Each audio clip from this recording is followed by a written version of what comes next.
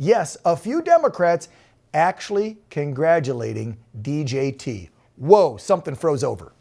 I really commend President Trump and his administration. I didn't think it was going to happen.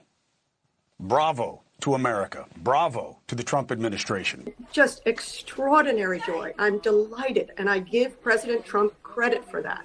No question that Donald Trump really brought it all together to push it over the finish line. I can't deny the success. I can't either. Yeah.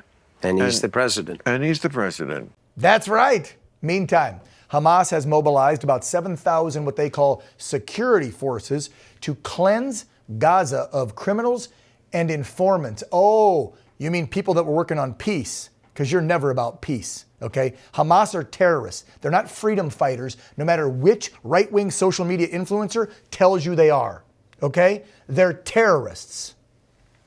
Their deployment follows the withdrawal of Israeli forces. Again, this was part of Trump's agreement.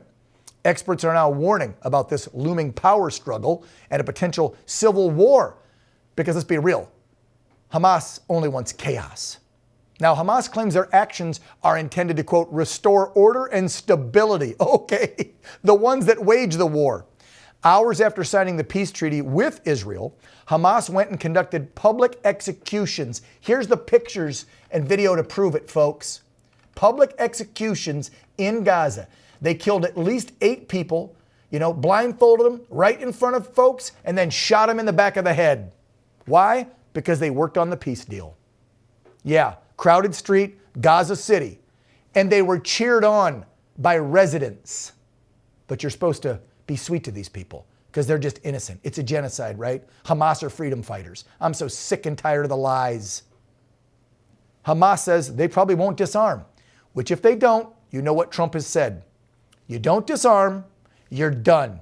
Well, I think it's very sad that on the day that Donald Trump literally saves the world, solving the most intractable diplomatic problem we've probably ever had, peace in the Middle East, Democrats won't get off their butts and allow us to reopen the government. And I think it's just a jarring sense of disagreement. The government is shut, yet Donald Trump can work for 36 hours straight to bring home every living hostage in Gaza, and Democrats can't seem to get off their butts to do anything other than fight for illegal immigrants. Yeah, it's a pretty sad state of affairs. Then he's meeting with world leaders today, like Milei from Argentina. He's got Zelensky coming in on Friday. He's trying to put that one to bed in Ukraine with Russia. I mean, 79 going on 80, the man doesn't sleep.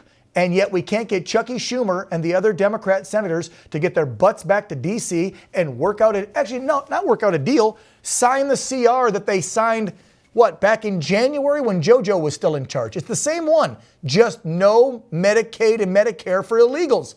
What's the deal with that, Randy? Well, I think what I've come to realize is on the Democratic side, and this isn't all of them, but this is many of them, hurting America is not a bug, it is the goal. Oh. The goal is to hurt the country. We have people in Congress who hate the country that they serve. Mm-hmm. So keeping the government closed hurts America. That's a win for them. Giving $200 billion to illegal immigrants hurts America. That's a win for them. Giving them $1.5 trillion in unfunded spending to bail out the Unaffordable Care Act. That's a win for them. Hurting America is the goal. And frankly, we've got to stand strong to be able to fight it. And it's not just the money for Medicaid and the other crazy stuff. Speaker Johnson listed off a few crazy items, I think, earlier today that Democrats are demanding. So viewers, listen, is this stuff you want to pay for? Roll this. They want to spend $24.6 million of your hard-earned dollars as a taxpayer for climate resilience in Honduras. They want to spend $13.4 million for civic engagement in Zimbabwe.